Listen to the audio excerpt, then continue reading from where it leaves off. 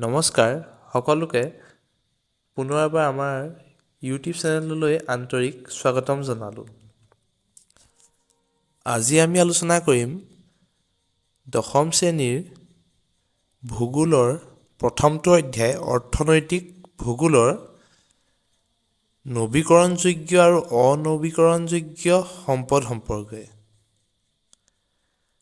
পৃথিৱীত উপলভ্য প্ৰাকৃতিক সম্পদবোৰৰ ভিতৰত কিছুমান ব্যৱহাৰৰ পিছত একেবাৰে নিঃশেষ হৈ নাযায় আৰু আন কিছুমান ক্ৰমান্বয়ে নিঃশেষ হৈ যায়।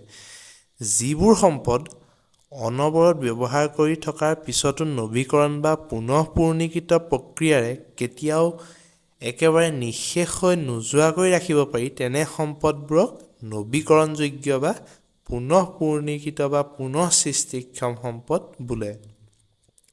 অৰ্থাৎ সূৰ্যৰ ৰশ্মি, বায়ু, পানী, গছ-গছনি, জীৱ-জন্তু, মানুহ, শস্য আদি নৱীকৰণযোগ্য সম্পদ। অৰ্থাৎ যিখিনি প্ৰাকৃতিক সম্পদ ব্যৱহাৰ কৰাৰ পিছতো নিঃশেষ হৈ নাযায়। যেনেদৰে আমি যদি উশাহ লওঁ, উশাহত আমি অক্সিজেন গেছ গ্ৰহণ কৰোঁ, তথাপিতো প্ৰকৃতিৰ পৰা অক্সিজেন গেছ নাইকিয়া হৈ নাযায়। বা নদীৰ পৰা বা আমি পুখুৰীৰ পৰা পানী আহৰণ কৰোঁ, কিন্তু সেই পানী কেতিয়াও এদায় হৈ নাযায়। ঠিক সেইদৰে এজোপা গছ মৰি যোৱাৰ পিছত বা গছজোপা কাটি দিয়াৰ পিছতো সেই গছজোপাৰ পৰা নিঃশেষ হৈ নাযায়। মানে গছজোপা মূঢ়াৰ পৰা ধৰা আৰু এটা পুলি ওলাব, বা গছজোপাৰ পৰা যি গুটি পৰি থাকি গ'ল তাৰ পৰা আৰু এটা পুলিৰ সৃষ্টি হ'ব, তাৰ পৰা এজোপা নতুন গছৰ সৃষ্টি হ'ব। ঠিক সেইদৰে জীৱ-জন্তু নৱীকৰণযোগ্য প্ৰাকৃতিক সম্পদ। এই সম্পদবোৰ প্ৰকৃতিৰ বুকুত সহজে সৃষ্টি হয়। অৱশ্যে গছ-গছনি আৰু প্ৰাণীৰ কিছুমান প্ৰজাতি অতিমাত্ৰা ব্যৱহাৰৰ তথা নানান প্ৰাকৃতিক নাইবা মানৱজনিত কাৰণত চিৰকালৰ বাবে বিলুপ্ত হৈছে বা বিলুপ্ত হ'ব ধৰিছে। আনহাতে যিবোৰ সম্পদ ব্যৱহাৰৰ পিছত নৱীকৰণ বা পুনঃ সৃষ্টি কৰিব নোৱাৰি আৰু একেবাৰে নিঃশেষ হৈ যায়, তেনে সম্পদবোৰক অনৱীকৰণযোগ্য বা ক্ষয়শীল বা পুনঃ সৃষ্টিহীন সম্পদ বোলে।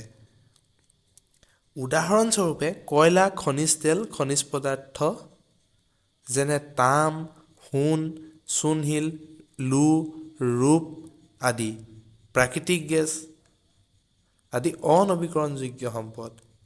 অৰ্থাৎ এইখিনি এবাৰ আহৰণ কৰাৰ পিছত পুনঃ সৃষ্টি হ'ব নোৱাৰে।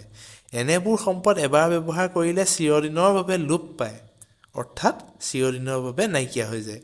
সেয়ে এই ধৰণৰ সম্পদবোৰ যাতে সহজে শেষ নহয়, তাৰ বাবে এইবোৰৰ সুপৰিকল্পিত আহৰণ আৰু ব্যৱহাৰত গুৰুত্ব প্ৰদান কৰিব লাগে। অৰ্থাৎ যিখিনি আমাৰ চূণশিল আছে, যিখিনি আমাৰ সোণ, তাম বা আমাৰ খনিজ পদাৰ্থ যিখিনি আছে, যেনেকৈ আমাৰ কয়লা আছে, এইখিনি আমি সুপৰিকল্পিতভাৱে বিজ্ঞানসন্মতভাৱে আহৰণ কৰিব লাগিব আৰু ইহঁতৰ এটা সঠিক ব্যৱহাৰ কৰিব লাগিব। নহ'লে এইখিনি যিহেতু আমাৰ পুনঃ সৃষ্টি হ'ব নোৱাৰে। এবাৰ কয়লা ব্যৱহাৰ কৰিলোঁ, তাৰপিছত পুনৰ সেই কয়লা যিদৰে এজোপা গছ যদি কাটি দিয়া হয়, তাৰ জেগাত আন এজোপা গছ গজিব, কিন্তু কয়লা তেনেদৰে সৃষ্টি নহয়। গতিকে এইখিনি আমাৰ সুপৰিকল্পিতভাৱে আহৰণ আৰু ব্যৱহাৰত গুৰুত্ব প্ৰদান কৰিব লাগে। আশা কৰিছোঁ সকলোৱে বুজি পাইছে। আজিলৈ ইমানতে, ধন্যবাদ।